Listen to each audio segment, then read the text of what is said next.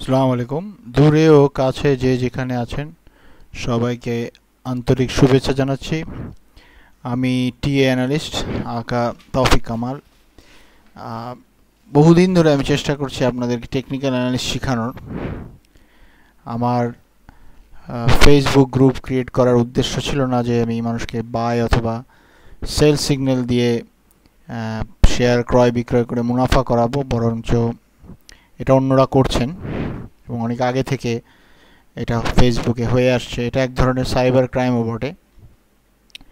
আমার উদ্দেশ্য ছিল কম দামে ভালো শেয়ার আপনাদেরকে কিনানোর এবং আপনাদেরকে পরিচয় করানোর টেকনিক্যাল অ্যানালাইসিসের সাথে। আমরা অনেকে এই ফান্ডামেন্টালিস্ট এবং ফান্ডামেন্টাল অ্যানালাইসিস বুঝি কম বেশি। আমরা সবাই এটার উপর বিশ্বাস করি। আমরা নিউজ ট্রেডিং করি, আমরা অনেক সময় রিউমারেও ট্রেডিং করি। কিন্তু টেকনিক্যাল অ্যানালাইসিস জানলে আপনি অনেকাংশে উপকৃত হবেন এবং অযথা একটা শেয়ার যতই ভালো ফান্ডামেন্টাল হোক হাই প্রাইসে কিনবেন না। সবসময় আপনি একটা স্টেবল প্রফিট করতে পারবেন মান্থলি, উইকলি, বাই উইকলি অথবা 3 মান্থে অথবা ইয়ারলি, আমরা যেটাকে ফান্ডামেন্টালিস্টরা যেভাবে প্রফিট করে। আসলে টেকনিক্যাল অ্যানালাইসিস ফান্ডামেন্টালের কোনো বিকল্প না বা ফান্ডামেন্টালের কোনো প্রতিদ্বন্দ্বী না, বরঞ্চ না দেখে ট্রেড করার চেয়ে কম্পিউটারে একটা গ্রাফ বা একটা সংকেতের উপর বিশ্বাস করে অথবা একটা পরিপূর্ণ অ্যানালাইসিসের উপর ভিত্তি করে ট্রেড ডিসিশন নেওয়াটা টেকনিক অ্যানালাইসিসের উপরে পড়ে। আমরা অনেক সময় শুনি যে আবহাওয়ায় যে আজকে বৃষ্টি হতে পারে বা আজকে দিনটা এরকম যাবে। হ্যাঁ, তারা কি করে, তারা কিভাবে প্রেডিক্ট করে? তারা আসলে অনেক দিনের ডাটা নেয় এবং সেটাকে অ্যানালাইসিস করে ফিউচার ডাটাকে প্রেডিক্ট করে। এটাই বলতে পারেন আপনি এক ধরনের টেকনিক্যাল অ্যানালাইসিস। তো আজকে আমরা যেটা শিখব সেটা হলো সাপোর্ট অ্যান্ড রেজিস্ট্যান্স, এবং সাপোর্ট অ্যান্ড রেজিস্ট্যান্স লেভেল দিয়ে কিভাবে আপনি শেয়ার বাই সেল করার ক্ষেত্রে ডিসিশন নিতে পারবেন এবং লাভবান হবেন। সুতরাং আপনি বুঝতেই পারছেন যে আমার উদ্দেশ্যটা কি এই টিউটোরিয়ালের। আপনারা যেন একটা বেটার ইনভেস্টর হন, নিজের ডিসিশন নিজে নিতে পারেন, ভালো শেয়ার কম দামে কিনতে পারেন। তো আশা করি আমরা শুরু করছি। তো এখানে আমরা একটা এবি ব্যাংকের চার্ট নিয়েছি।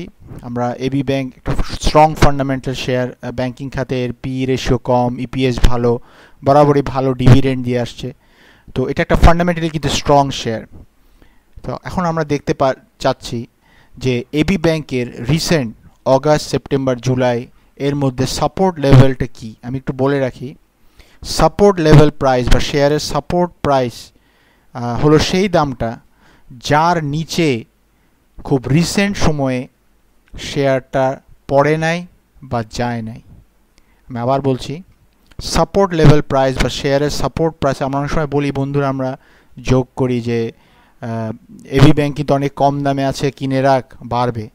তো এই যোগটা আসলে তারা, যদিও তারা টেকনিক্যাল অ্যানালিসিস বুঝে না, কিন্তু তারা কিন্তু এইভাবেই বলতে চাচ্ছে যে এবি ব্যাংক কিন্তু সাপোর্ট প্রাইসে আছে, রেজিস্ট্যান্সে যাওয়ার আগে তোরা কিনে রাখ। তো তারা অবশ্য টেকনিক্যাল জানে না। তো আমরা যদি যারা টেকনিক্যাল অ্যানালিসিস জানি, তারা কিভাবে এই সাপোর্ট লেভেলটাকে আইডেন্টিফাই করবো। আগেই বলছি, যেই দামের নিচে রিসেন্ট সময়ে শেয়ারটা যায় নাই বা পড়ে নাই, সেটাই হলো সাপোর্ট প্রাইস। আমরা এখানে দেখতে পাচ্ছি এই গ্রিন বারের যে লো প্রাইসটা, এর নিচে এবি ব্যাংক সেপ্টেম্বর মাসে যায় নাই। আবার এখানে অগাস্ট মাসে এই দাগটার নিচে এবি ব্যাংকের শেয়ার যায় নাই। তো আমরা এই দুটো লাইনকে যদি আমরা যোগ করে ফেলি 1180 রেঞ্জে, দেখুন আমরা কি সুন্দর করে টেকনিক্যাল অ্যানালিসিস করছি। এই 1180 রেঞ্জটাকে আমরা বলবো এবি ব্যাংকের রিসেন্ট সাপোর্ট। এই প্রাইসের নিচে এবি ব্যাংক যায় নাই। তো আপনারা বলতে পারেন তো আগে তো এর নিচেও গেছিলো। হ্যাঁ, ওটাও একটা সাপোর্ট প্রাইস, ওটা হয়তো আমরা বলবো সাপোর্ট লেভেল 2 বা সাপোর্ট লেভেল 3।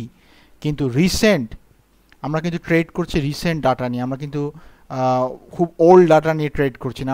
এখন মার্কেটে কি হচ্ছে, প্রেজেন্ট সিচুয়েশন কি, সেটাই আমরা এখন বলতে পারি যে 1180-র নিচে সহসায় এবি ব্যাংক যাবে না।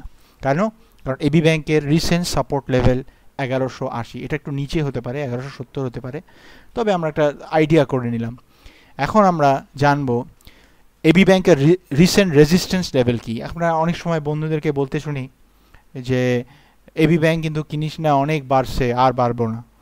বা এবি ব্যাংক কিন্তু আরও বাড়বো, 1300 যখন গেছে 1500 যাইব। কিন্তু এটাও একটা তারা যেহেতু টেকনিক্যাল অ্যানালিসিস জানে না, তারা আসলে একটা ফান করছে। তারা বলতে চাচ্ছে যে 1400 বা এতর উপরে এবি ব্যাংক যাবে না। হ্যাঁ, এটা এবি ব্যাংকের রেজিস্ট্যান্স লেভেল। এটার মানে হলো যে দামের উপরে একটা শেয়ার, একটা ভালো শেয়ার বা একটা নর্মাল শেয়ার বা একটা জেড ক্যাটাগরির শেয়ার, যে কোনো শেয়ার যে দামের, যে সর্বোচ্চ দামের উপরে উঠতে পারে নাই বা বায়াররা ফোর্স দিয়ে এই পর্যন্তই যেতে পেরেছে, এর উপরে যেতে পারে নাই বা এর উপরে দামটা উঠে নাই, সেই দামটাকে আমরা বলবো শেয়ারটার রেজিস্ট্যান্স লেভেল। আমি জানি না আপনারা ক্লিয়ার হচ্ছেন কিনা আমার কথায়, ভুল হলে মাফ করবেন। রেজিস্ট্যান্স লেভেলে শেয়ার কিনা হলো বোকামি। যারা রেজিস্ট্যান্স লেভেলে শেয়ার কিনে তারা আলটিমেটলি লুজার হয়। আমার কথায় আপনারা মাইন্ড করবেন না, এটা আপনাদের ভালোর জন্য আমি বলছি। অনেকে বলে যে এবি ব্যাংক 1300 গেছে, এবি ব্যাংক কিন্তু 1600 যাবে, দেখে নিস আমার কথা। কিন্তু আপনারা যদি টেকনিক্যাল অ্যানালাইসিস জানতেন এবং রেজিস্ট্যান্স এবং সাপোর্ট লেভেল পরিমাপ করতে জানতেন, তাহলে আপনারা ওইসব গুজবে বা কারো কথায় কান দিয়ে ট্রেড করতেন না, নিজের ডিসিশন নিজে নিতেন এবং একজন সফল শেয়ার ব্যবসায়ী হতে পারতেন। তো আমরা আসেন আইডেন্টিফাই করি যে এবি ব্যাংক রিসেন্টলি এই অগাস্ট সেপ্টেম্বরে কোন দামের কাছে এসে হার মেনেছে, বায়ার আর ফোর্স দিয়ে উপরে উঠাতে পারে নাই বা শেয়ারটা এই দামের উপরে যায় নাই। দেখুন 1310, 1320-এর একটু নিচে, 1310-এর উপরেও হতে পারে, 11-12 হতে পারে, তবে আমরা একটা অ্যাভারেজ ধরলাম 1310। এই লাইনটার উপরে এবি ব্যাংক রিসেন্টলি কিন্তু যায় নাই। তাহলে আমরা বলতে পারি এই দামটা এবি ব্যাংকের রিসেন্ট রেজিস্ট্যান্স লেভেল ছিল। তো এখন আমরা বুঝলাম যে সাপোর্ট প্রাইস কি, রেজিস্ট্যান্স প্রাইস কি।